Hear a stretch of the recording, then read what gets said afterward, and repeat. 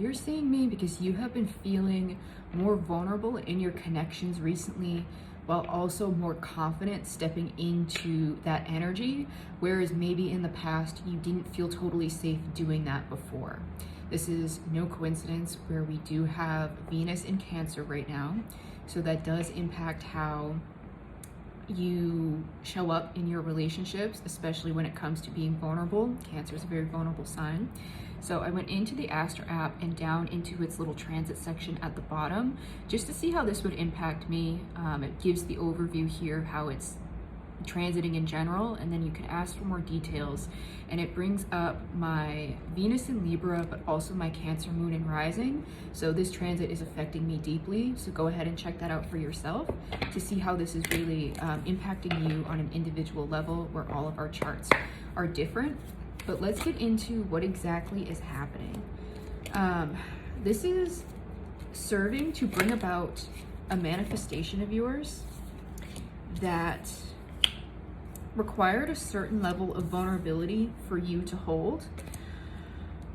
Your emotions are actually your source of clarity right now. Whereas in the past, you may have been blocking things from feeling defensive or almost like left out in the cold.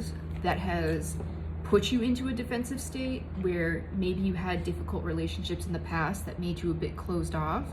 That wasn't going to serve you for whatever it is that you've been calling in, especially where I have this mystic at the back of my deck. If you are in a creative space, you need to be tapped into your emotions in order to create stuff, right?